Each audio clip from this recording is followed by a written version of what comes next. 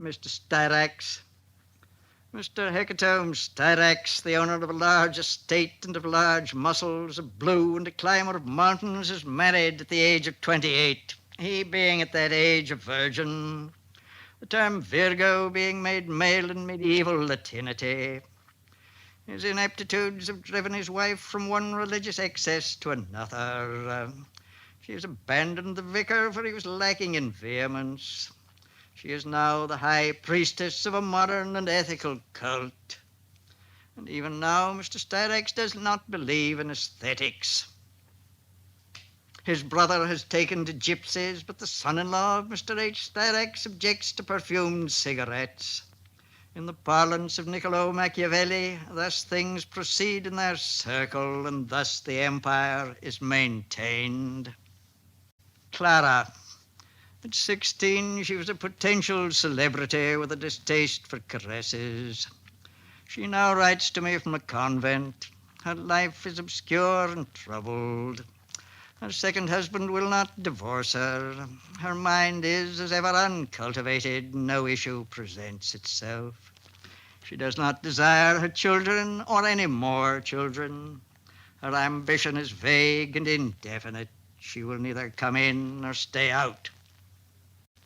Soiree. Upon learning that the mother wrote verses and that the father wrote verses and that the youngest son was in a publisher's office and that the friend of the second daughter was undergoing a novel, the young American pilgrim exclaimed, "This is a darn clever bunch." Sketch 48B11. At the age of 27, its home mail is still opened by its maternal parent, and its office mail may be opened by its parent of the opposite gender. It is an officer and a gentleman and an architect. Nodier raconte. At a friend of my wife's there is a photograph, a faded, pale, brownish photograph of the times when the sleeves were large, silk, stiff, and large above the lacertus, that is the upper arm, and décolleté. It is a lady. She sits at a harp, playing, and by her left foot in a basket is an infant aged about 14 months. The infant beams at the parent re-beams at its offspring. The basket is lined with satin. There is a satin-like bow on the harp. And in the home of the novelist, there is a satin-like bow on an harp.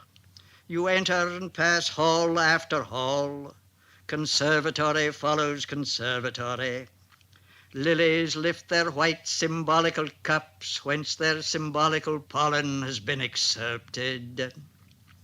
Near them I noticed an harp, and the blue satin ribbon and the copy of Hatha Yoga, and the neat piles of unopening books. And she spoke to me of the monarch and of the purity of her soul. Column. After years of continence, he hurled himself into a sea of 6 women.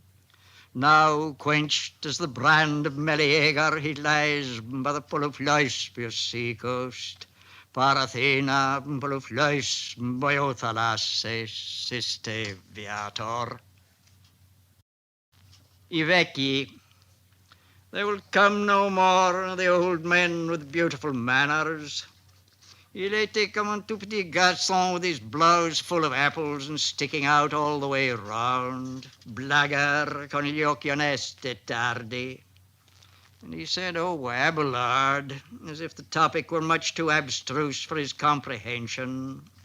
And he talked about the great Mary and said, "Mr. Pound is shocked at my levity," when it turned out he meant Mrs. Ward. And the other was rather like my bust by Godier, or like a real Texas colonel. He said, "Why flay dead horses? There once was a man called Voltaire." And he said they used to cheer Verdi in Rome after the opera, and the guards couldn't stop him.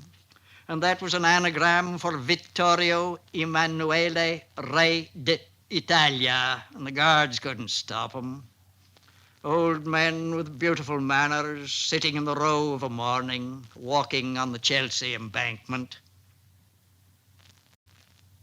Ritratto. And she said, "Do you remember Mr. Lowell? He was your ambassador here." I said, "That was before I arrived." And she said, "He stomped into my bedroom." By that time she'd got on to Browning, stomped into my bedroom and said, I ask you, do I care too much for society dinners?" And I wouldn't say that he didn't. Shelley used to live in this house. She was a very old lady. I never saw her again.